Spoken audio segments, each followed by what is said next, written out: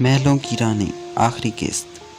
احسان ہے بہسود گلہ ان کی جفا کا، چاہا تھا انہیں ہم نے خطابار ہم ہی تھے۔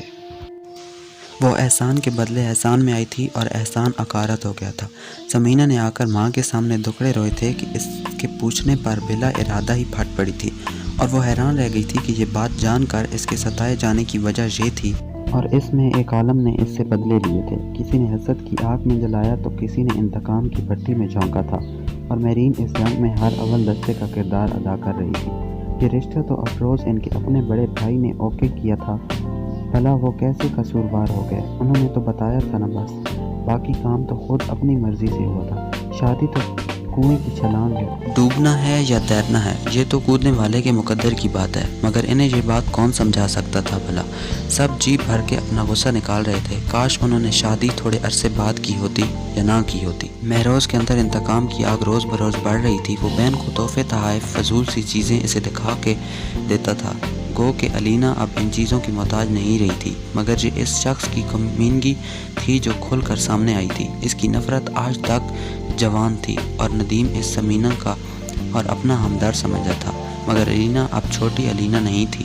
وہ اس دوغلے کمینے شخص سے نفرت کرتی تھی اور جانتی تھی کہ یہ جال مہروز کا بچھایا ہوا ہے، ان کی ہمدردی میں اپنا انتقام لے رہا ہے، مگر یہ بات ندیم کو کون سمجھا سکتا تھا؟ وہ سمجھتا تھا کہ مہروز اس کا سب سے اچھا دوست ہے۔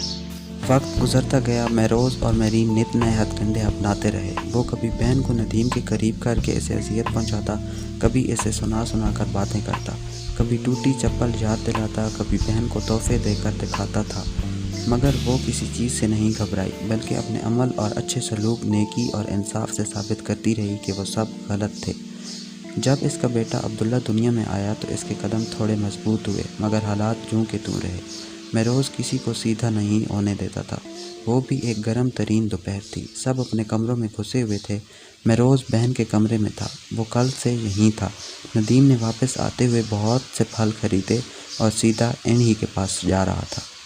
اس ندیم بے غیرت کو تو میں ایسا سبق سکھاؤں گا نا کہ یاد ہی رکھے گا۔ کمینہ، میری بہن کوئی مذاق نہیں۔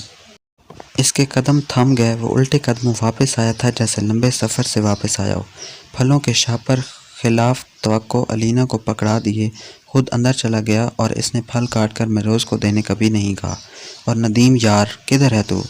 وہ دور سے کھوکھلے کہکے لگاتا ہوا آ رہا تھا۔ ندیم سو رہے ہیں، علینا نے دھیرے سے جواب دیا۔ وہ واپس لوٹ گیا۔ وہ حیرت زدہ تھی کہ ندیم باہر کیوں نہیں آیا؟ وہ تو باتھ روم سے ہی بول پڑتا تھا، جی آیا، مگر اب چپکے سے اندر آئی۔ وہ بیٹھا تھا۔ ذرا تربوز کاٹ لو۔ وہ دونوں کالا نمک ڈالے تربوز کھانے میں مگن تھے کہ شیطان پھر آ گیا۔ آؤ ذرا، تمہارے ساتھ باہر جانا ہے۔ مہروز بھائی، میں آج عبداللہ اور علینا کے ساتھ باہر جاؤں گا۔ بڑے دن ہو گئے اسے کہیں لے کر نہیں گیا۔ وہ عبداللہ کو اوپر نیچے اچھال رہا تھا۔ مہروز کا منہ یہ بات سن کر بگڑ گیا تھا، اور علینا خوش ہو گئی تھی۔ اللہ یوں بھی راستے سیدھے کر دیتا ہے جہاں سے امید بھی نہیں تھی۔ وہاں سے کشتی پار لگ چکی تھی۔ اب وہ اپنے گھر اور شوہر دونوں کی رانی تھی۔ عبداللہ کے کہکے چھت پھاڑ تھے، اسے بھی شاید پتہ چل گیا تھا۔ وہ جلدی جلدی تیار ہونے چل دی۔ آج سے اپنے شریک سفر کے ساتھ ایک نئے سفر کا آغاز کرنا تھا۔